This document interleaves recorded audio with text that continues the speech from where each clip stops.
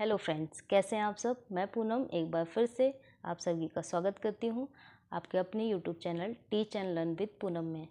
जैसा कि last video में मैंने आप लोगों को बताया है कि मैंने पढ़ाई कैसे की और मैंने पढ़ाई कहां से की फ्री में, जिससे कि मेरा सिलेक्शन एक नहीं दो नहीं, हालांकि मैंने कई एग्ज़ाम क्वालिफाई किए हैं बट फाइनल सिलेक्शन दूसरी जॉब होने जा रही है। और अगर सब कुछ ठीक रहा तो तीसरी भी हो सकती है, क्योंकि मेरा एक और जॉब लाइनअप है। उसके लिए मैं बाद में अपडेट दूंगी आपको, अगर उसमें हो जाता है तो। फ़िलहाल मैं थी लास्ट वीडियो में कि मैंने मैथ्स कहाँ से तैयार की, और जो है रीजनिंग के कुछ टॉपिक कुछ कुछ तो आते थे, लेकिन फिर भी अगर आपको आते भी हैं तो भी आपको अपने सेल्फ नोट्स तैयार रखने हैं। पूछिए क्यों?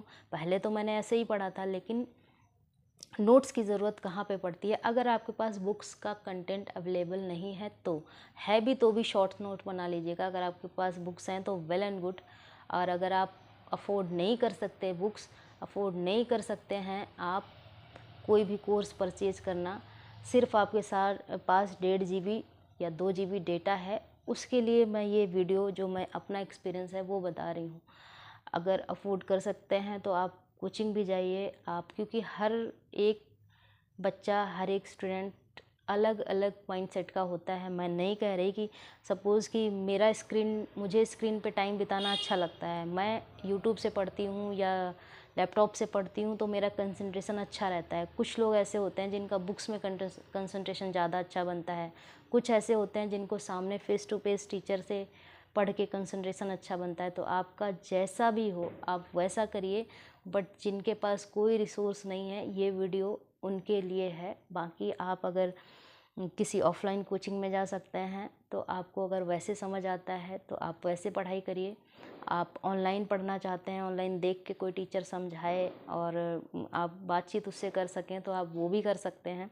आपके पास बुक्स अवेलेबल, बुक्स से पढ़ना अच्छा लगता है तो आप बुक्स से पढ़िए, लेकिन कैसे भी पढ़िए। अगर आप कंटिन्यू पढ़ रहे हैं और बिना गिव अप किए तो आप 100% एक गवर्नमेंट जॉब 1 2 3 4 5 अरे 10 साल के अंदर कम से कम आराम से बीएड बीटीसी वालों को 40 ईयर एज तक अप्लाई कर सकते हैं। तो आप टेंशन नहीं लीजिए। अब जब तक आप 40 साल के होंगे तब तक आप गिव अप मत करिए, आप गवर्नमेंट जॉब पा लेंगे। आपके अंदर पेशेंस होना चाहिए और जॉब पाने की और लोगों के ताने सुनने की क्षमता होनी चाहिए, बस इतना ही है। उसके अलावा पेरेंट्स बहुत ज़्यादा परेशान होते हैं, उनके लिए ये है कि आप घर से बाहर निकलिए और आप अपने पैरों पे खड़े होके। मैंने अपने पेरेंट्स से कभी एक पैसा नहीं लिया। जो भी मैं बाहर निकली और उसके लिए मैंने कोचिंग पढ़ाई, ट्यूशन्स पढ़ाई। मैंने खुद नहीं पढ़ी लेकिन मैंने पढ़ाई, बच्चों को पढ़ाई, वो अर्न किया, उससे मैंने रेंट दिया, उससे मैंने अपने खर्चे निकाले।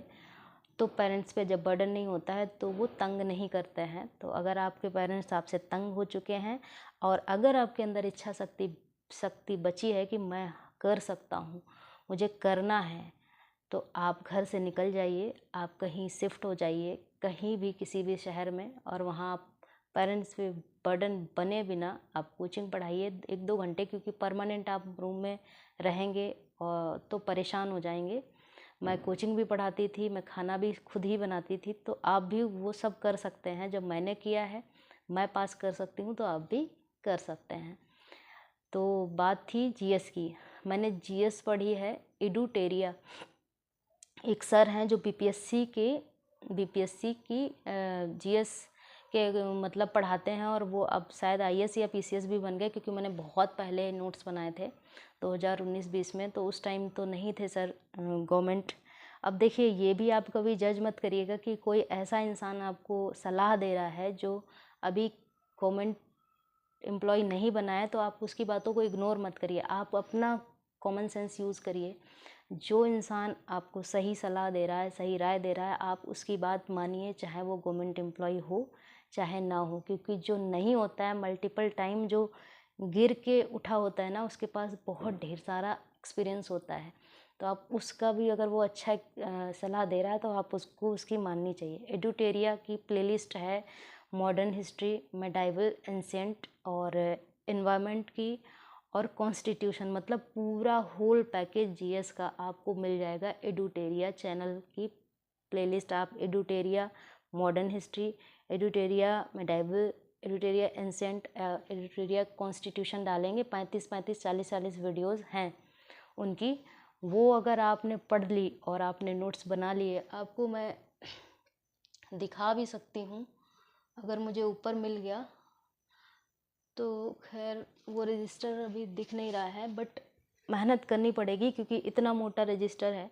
उसमें मैंने अपने नोट्स बनाए हैं मेडाइवल एंसेंट और मॉडर्न हिस्ट्री के, और एक अलग जिसमें मैंने कॉन्स्टिट्यूशन के बनाए हैं।